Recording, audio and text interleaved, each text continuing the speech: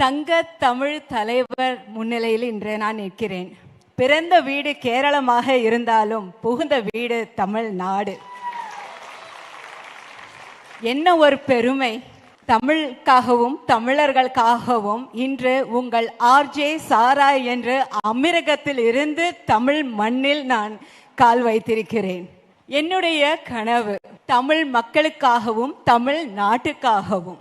நம்ம அமீரகத்திலேயே இருக்கிறதுனால அங்கே இயற்கை லைக் நேச்சுரல் எலிமெண்ட்ஸ் இயற்கை வளங்கள் கொஞ்சம் கம்மியாக இருந்தால் கூட அதிகப்படியான சுற்றுலா தலங்கள் அமைக்கப்பட்டிருக்கு, உருவாக்கிட்டே இருக்காங்க.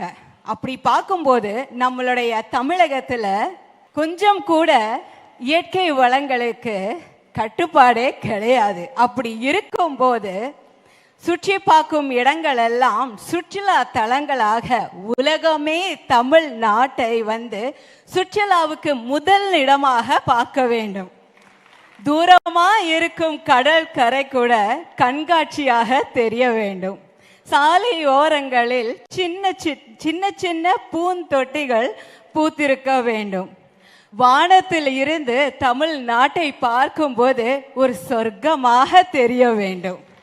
சாலை ஓரங்களில் பூந்தொட்டிகள் தகதகவென மின்ன வேண்டும். இது எல்லாம் ஒரு பக்கம் இருக்கும்போது ரொம்ப முக்கியமா மீண்டும் அமீரகத்தில் இருந்து வர்றதுனால கண்டிப்பாக எனக்கு ரொம்ப ஒரு ஆசை என்ன அப்படின்னா, உயிர் காக்கும் அவசர ஊர்திகளுக்கு தனியாக ஒரு சிறப்பு சாலை அமைக்க வேண்டும். அந்த சிறப்பு சாலை அரசாங்க ஊர்திகளுக்கும் அவசரமாக பயணம் செய்பவர்களுக்கும் உதவியாக இருக்கவும், ஒரு உயிர் துடிப்புக்கு கொஞ்சம் கூட தடங்கள் இல்லாமல் போய் சேர வேண்டிய இலக்கையும் ஹாஸ்பிட்டலையும் அடைகிறதுக்கு உதவியாகவும் இருக்க வேண்டும். இதுதான் என்னுடைய கொஞ்சம் லைட்டான பெரிய கனவாக இருக்கு. அண்ட் முதல்வர் அவர்களை சந்தித்ததில் மிக்க மகிழ்ச்சி. ரொம்ப ரொம்ப ரொம்ப சந்தோஷமா இருக்கு. கனவு காணுங்கள் அப்படின்னு சொல்லுவாங்க, ஆனால் உங்களுடைய கனவு என்ன, அதை நான் நிறைவேற்றுறதுக்கான திட்டங்களை செய்கிறேன் அப்படிங்கிற அந்த சிந்தனைக்கு தலைவணங்கி வணங்குகிறேன். நன்றி.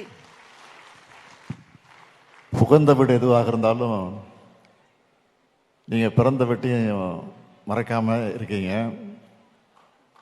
ஆக புகுந்த வீட்டுக்கு பெருமை தேடித்தர வேண்டும் என்ற எண்ணத்தோடு இந்த கோரிக்கையெல்லாம் வச்சிருக்கிறீங்க. அதுக்காக முதல்ல நான் உங்களுக்கு நன்றி தெரிவிச்சுக்கிறேன். முதல்ல நீங்கள் சொன்னது இந்த பூங்காக்கள், இப்போ தமிழ்நாட்டில் பார்த்தீங்கன்னா பல இடங்களில் பூங்காக்களை உருவாக்கியிருக்கிறோம். கலைஞர் நூற்றாண்டு பூங்கா, செம்மொழி பூங்கா கதிரிக்காக தொடங்கியிருக்கிறோம். அடுத்தது தொல்காப்பிய பூங்கா அடையாறில் தொடங்கியிருக்கிறோம். ஏற்கனவே சென்னையில் கிண்டியில் ரேஸ் கோர்ஸ், ஒரு பெரிய ரேஸ் கோர்ஸ் இருந்துச்சு. கலைஞர் குதிரை பந்தயத்தை ஒழிச்சிட்டாரு. ஆனால் ரேஸ் கோர்ஸ் எடுக்க முடியல அரசால். இப்போ தான் பல ஆண்டுகளுக்கு பிறகு ஹைகோர்ட்டு போய் சுப்ரீம் கோர்ட்டுக்கு போய் அதை மீட்டிருக்கோம். இப்போ அதுவும் நீங்கள் அடுத்த முறை வரும்போது அங்கேயும் ஒரு பெரிய பூங்கா அமைக்கப்பட இருக்கிறது. அதே மாதிரி இப்போ கோவையில் அண்மையில் தான் செம்மொழி பூங்கான்னு ஒன்று தொடங்கி வச்சுருக்கிறோம். அது கலைஞர்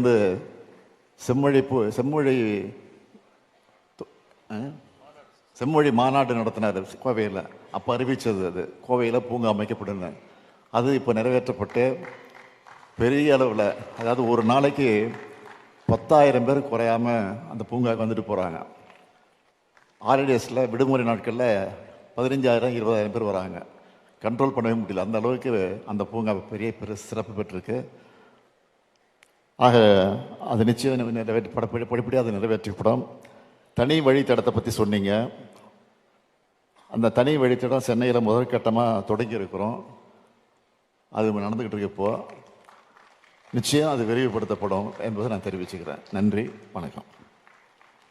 தமிழுக்கும் தகைசால் முதல்வருக்கும் முதல் வணக்கம். அறிவார்ந்த அவைக்கு என்னுடைய வணக்கம். கனவு முதல்வரை பார்ப்பதும் முதல்வருடன் பேசுவதுமே பெரும் கனவு. அந்த கனவை நிறைவேற்றிய நீங்கள் எங்களுடைய எந்த கனவையும் நிறைவேற்றுவீர்கள் என்ற நம்பிக்கை இருக்கிறது. நமது தேவையை நிறைவேற்றும் முதல்வர்கள் பலர். ஆசையை விருப்பத்தை நிறைவேற்றும் முதல்வர்கள் சிலர். ஆனால் உங்கள் கனவை சொல், நீ கண்ட கனவை நான் நிறைவேற்றுகிறேன் என்று சொல்லுகிற ஒரே முதல்வர் முத்தமிழ் கலைஞரின் மகன் ஸ்டாலின் அவர்கள். இது ரொம்ப, அதுபோல நான் வாழ்வது அயலகம், ஆனாலும் என்னுடைய பயிலகம் திராவிடம். என்னுடைய கனவை சொல்ல ஏது வேறிடம், உங்களை தவிர ஐயா வேறு யாரிடம்? EIU, மொனாக்கில், மெர்சர், இது போன்ற நிறைய நிறுவனங்கள் இருக்கின்றன. இந்த நிறுவனங்கள் ஒரு பட்டியலிடும், ஒரு ஆண்டுக்கு ஒரு முறை ஒரு பட்டியலிடும். இந்த பட்டியல் தரவுகளின் அடிப்படையிலும் புள்ளி விவரங்களின் அடிப்படையிலும் உலகத்தில் மக்கள் வாழ மிகச்சிறந்த நகரம் எது என்பதில் இவர்கள் தரவரிசைப்படுத்துவார்கள். நான் ஒவ்வொரு முறையும் இந்த பட்டியல் வெளிவரும்போது நமது இந்திய திருநாட்டின் ஏதேனும் ஒரு நகரம் இதில் இடம்பெற்று விடாதா என்று கனவு கண்டிருக்கிறேன். அந்த கனவுக்கான நனவு இன்று அரங்கேறி இருக்கிறது. அந்த பட்டியலில் வழக்கம் போல மெல்போர்ன் வரும், சிங்கப்பூர் வரும், துபாய் வரும். மகிழ்ச்சி தான், நாங்கள் வாழும் ஊர் தான், நாங்கள் வாழும் நகரம் தான் அது, மகிழ்ச்சி. ஆனாலும் என்னுடைய தாய் வீடு, தாய் நகரம் அங்கு வர வேண்டும் என்பதுதான் முதல்வரிடம் இந்த கனவை வைக்கிறேன். இன்னும் ஒரு 10 ஆண்டுகள், இன்னும் ஒரு 10 ஆண்டுகள், இந்த 10 ஆண்டுகளில் அவர்கள் வெளியிட போகும் அந்த பட்டியலில் நமது தமிழ்நாட்டின் நகரம் ஏதேனும் ஒன்று அந்த பட்டியலில் வர வேண்டும் என்று நான் மிக தெளிவாக கேட்கிறேன். 10 ஆண்டுகள் என்று. ஏனென்றால் தமிழகத்தின் கனவு வரம் தரும் நிரந்தர முதல்வர் நீங்கள் என்பதில் நான் உறுதியாக இருக்கிறேன். கேட்பது இந்திய திருநாட்டின் மிகச் சிறந்த மாநிலத்தின் முதல்வர் என்பதால் எதற்கு சிக்கனமாக கேட்க வேண்டும்? பெரிதினும் பெரிது கேட்கிறேன். எங்கள் அரிதினும் அரிதான முதல்வருடன் கேட்கிறேன். அயலக தமிழர்கள் யாவரும் உங்கள் குரலுக்கு நிரலாக நிற்போம் என்ற உறுதியுடன். நன்றி. நன்றி. நீங்க சொன்னது உங்க கனவு மட்டுமல்ல, என்னுடைய பெருங்கனவு இதுதான். நான் நாயகராக இருந்தப்போ முதல்ல தூய்மை பணிக்காக சிங்கப்பூரில் இருக்கக்கூடிய ஒனிக்ஸ் என்ற கம்பெனி தான் கொண்டு வந்து அதன் மூலமாக தூய்மைப்படுத்தி அதில் ஒரு பெயர் பெற்றோம். இப்போது 2வது கட்டமாக அந்த பணி தொடங்கியிருக்கிறோம். நீங்கள் நினைக்கிற மாதிரி ஒரு நகரம் மட்டும் இல்லை, பல நகரங்களையும் முடிஞ்சால் தமிழ்நாட்டையே தூய்மைப்படுத்த வேண்டும் தான் எங்களுடைய கனவு. அந்த கனவை நிறைவேற்றுவதற்கு நிச்சயமாக நாங்கள் பாடுபடுவோம் என்ற உறுதியை நான் தெரிவிச்சுக்கிறேன். நன்றி. முதலில் அயலக தமிழர் தொடர்பான என்னுடைய கனவு, கனை இமைப்பாக காப்பது போல அயலக தமிழரை காப்போம் என்று சொன்ன முதல்வர் அவர்களுக்கும் அயலக தமிழர் வாரிய உறுப்பினர்களுக்கும் வணக்கத்தை கூறி இந்த வாய்ப்பை வழங்கிய ஜீவிராம் அவர்களுக்கும் என்னுடைய நன்றியை தெரிவித்துக் கொள்கிறேன். அயலக தமிழர் 5 ஆண்டு காலமாக இந்த மாநாடு வெற்றிகரமாக நடந்து வருகிறது. பல சிறப்பான திட்டங்கள் இங்கே செயல்படுத்தப்படுகிறது. அயலக தமிழர்களுக்கான எளிய விலையில் காப்பீடுகள், அங்கே உள்ளவர்கள் இறந்துவிட்டால் அவர்கள் குடும்பத்திற்கு ஓய்வூதியம், அந்த அவர்களுடைய பிள்ளைகளுக்கு உதவித்தொகை 3000 முதல் 12000 வரை உதவித்தொகை, திருமணத்தில் உதவி 20000 என்று பல நல்ல திட்டங்கள் இருக்கின்றன. அந்த திட்டங்கள் எல்லாரையும் செல்ல வேண்டும். கிட்டத்தட்ட 80 லட்சம் பேர் இருக்கிற அயலக தமிழர் இருக்கிற சூழலிலே நேற்று மன்மிகு துணை முதல்வர்கள் கூறியது போல 32,000 பேர் இந்த அமைப்பில் பதிவு செய்திருக்கிறார்கள். அந்த பதிவை விரிவு செய்ய வேண்டும். அதற்காக தமிழகத்தில் உள்ள 4 பன்னாட்டு விமான நிலையங்களிலும் ஒரு NRT ஹெல்ப் டெஸ்கை அமைத்து உதவ வேண்டுகிறோம். அங்கே நலத்திட்டங்களை விளக்கக்கூடிய ஒரு கையேடுகளை அங்கே அனைவருக்கும் தர வேண்டும் என்பதை நீங்கள் எல்லாருக்கும் எல்லாம் என்ற முதல்வர் இந்த திட்டம் அயலக தமிழர் அனைவருக்கும் சென்று சேர வேண்டும் என்பதை அயலக தமிழர் சார்பாக உங்கள் முன்னே வைக்கிறேன். அடுத்து, தமிழ்நாட்டை முன்னேற்ற என்ன கனவு என்று கேட்டிருக்கிறீர்கள். தமிழ்நாடு வளர என்ன செய்ய வேண்டும் என்ற சிந்தனையோடு நான் பணியாற்றுகிற எளிமின் என்ற அமைப்பு, அருட்தந்தை ஜெகத் கஸ்பர் அவர் உருவாக்கிய அமைப்பின் ஒரு நிர்வாகியாக என்னுடைய ஒருங்கிணைப்பில் ஒரு 6 மாதம் அயலக தமிழர்கள் இங்கே இருக்கிற வேர்ட்ஸ்வொர்த் ஐயாதுரை உட்கொண்ட பல பேர் தொழில் அதிபர்கள் 6 மாதம் தொடர்ந்து விவாதித்தோம், ஒவ்வொரு வாரமும் செவ்வாய்க்கிழமை. அந்த இறுதியில் நாங்கள் கண்டுபிடித்த அல்லது முடிவு கொண்டு வந்தது என்னவென்றால், தமிழ்நாட்டுக்கு தேவையான 2 ஒன்று புத்தாக்கம் இனோவேஷன், 2 தொழில் முனைப்பு என்டர்பிரினர்ஷிப். இங்கே கலை அறிவியல் கல்லூரிகள் இருக்கின்றன, பொறியியல் கல்லூரிகள் இருக்கின்றன, மருத்துவக் கல்லூரிகள் இருக்கின்றன, சட்டக் கல்லூரிகள் இருக்கின்றன. அவையெல்லாம் வேலை பெற்று தரக்கூடிய கல்விகளை கொடுக்கும் கல்லூரிகள். ஆனால் புத்தாக்கமும் தொழில் முனைப்பும் தான் வேலைகளை உருவாக்கக்கூடிய திறனை வலிக்கிற ஒரு திறன்கள். எனவே நிபுணர்களை வைத்து இதுபோல புத்தாக்கத்தையும் தொழில் முனைப்பையும் கற்றுத்தருகிற பாடத்திட்டங்களை உருவாக்கி பட்ட படிப்பையே உருவாக்கி உலகுக்கே உதாரணமாக தமிழ்நாடு திகழ வேண்டும் என்பதை ஒரு வேண்டுகோளாக கனவாக விதைக்கிறேன். எப்படி ஒரு நாடுகளுக்கு போர் வல்லமையை நிலைநிறுத்த படைகள் இருக்கிறதோ அதுபோல இந்த பொருளாதார போர் சூழலிலே இந்த புத்தாக்க படையும் தொழில் முனைப்பு படையும் தான் இந்த நாட்டினுடைய வளர்ச்சி உதவி செய்யும். 1 ட்ரில்லியன் கனவு கனியை பறிக்க அது உதவும் என்று முன்வைத்து விட்டு வருகிறேன். நன்றி. இந்த ஆணையத்தை தொடங்கி முதல் படி எடுத்து வைத்து நிறைய செய்ய தொடங்கி இருக்கிறோம். நிச்சயமா நீங்க சொல்றத செய்வோம் என்கிற நம்பிக்கையை உறுதியை நான் தெரிவிச்சுக்கிறேன். 2வதா நீங்க சொன்னது, நீங்க கனவு, என்னுடைய கனவு திட்டமான நான் முதல்வன் திட்டத்தின் மூலமா நிச்சயமா அதையும் செயல்படுத்த போறோம் என்பதை நான் இந்த நேரத்தை தெரிவிச்சுக்கிறேன். அடுத்தது. நன்றி. தொடர்ந்து காணொலி வாயிலாக இணைய இருக்கிறார்கள் அமெரிக்காவில் வசிக்கும் கலையரசி அவர்கள். மாண்புமிகு முதலமைச்சர் அவர்களிடம் தன் கனவினை பகிர இருக்கிறார்கள். கலையரசி அவர்களின் மியூட் ஆஃப் பண்ண சொல்லுங்க. அவங்க பேசுறது அவர்களுடைய உங்க மியூட் ஆஃப் பண்ணுங்கம்மா. அமெரிக்காவில் வசிக்கிறார்கள் கலையரசி அவர்கள். தொடர்ந்து கனவினை பகிர உள்ளார். வணக்கம், என் பெயர் கலையரசி.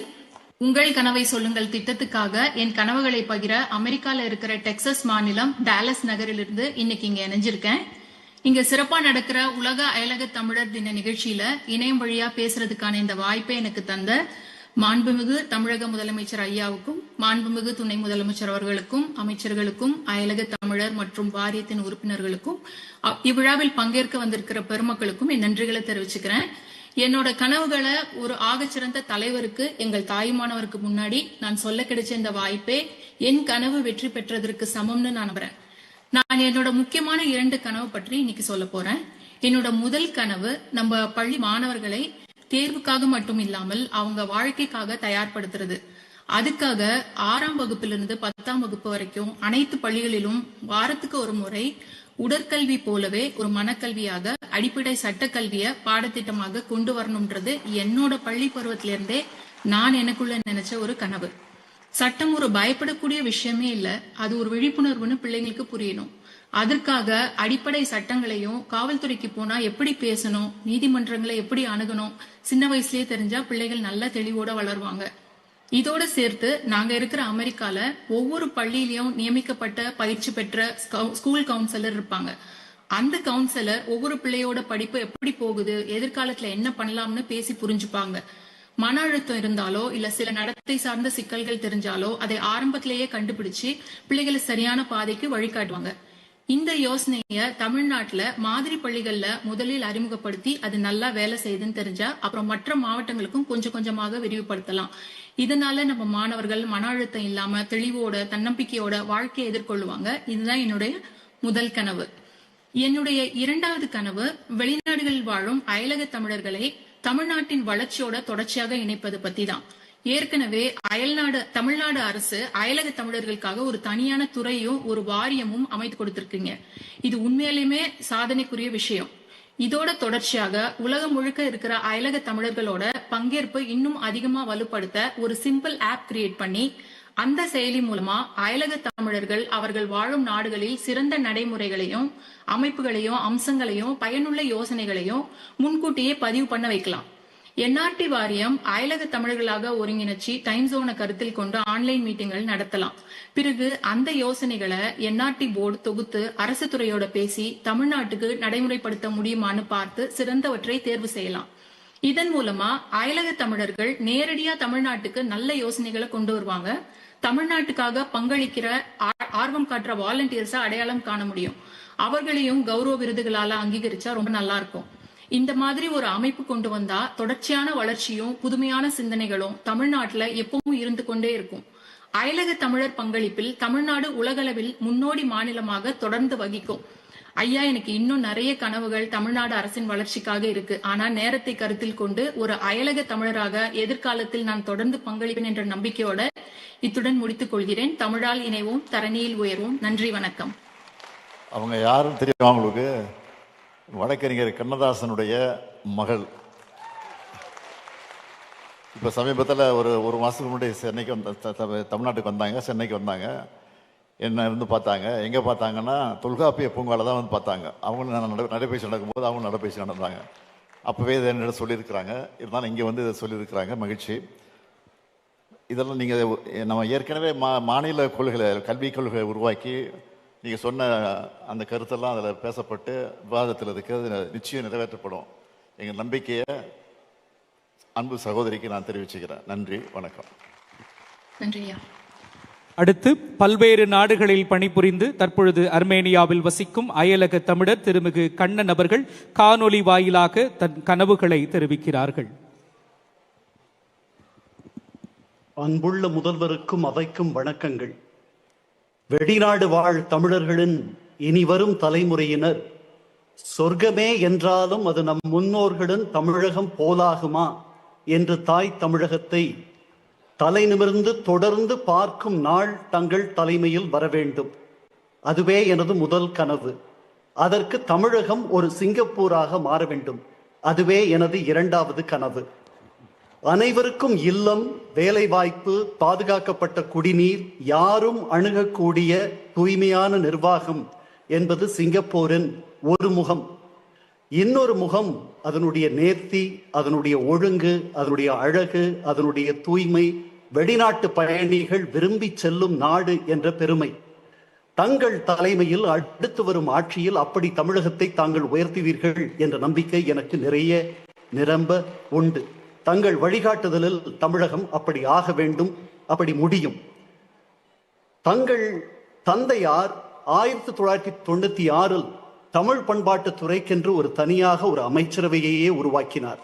தாங்கள் எண்ணினால் தூய்மைக்கென்று தனியாக முதன்முறையாக உலகளவில் ஒரு அமைச்சரவையை நீங்கள் நிறுவ முடியும். அந்த அமைச்சரவை பள்ளிக்கூடங்களில் சாரண சாரணியர் அமைப்பு போல மாணவ மாணவிகளிடத்தில் ஒரு தூய்மை விழிப்புணர்வு இயக்கத்தை மலரச் செய்ய முடியும். தங்கள் இல்லத்தாரிடமும் சுற்றத்தாரிடமும் அவர்கள் இந்த தூய்மை செய்தியை பரப்ப முடியும். தாங்கள் மேயராக இருந்தபோது சென்னை மிளர்ந்தது. கழிவு மேலாண்மையை அறிவியல் பூர்வமாக தாங்கள் மாற்ற முடியும்.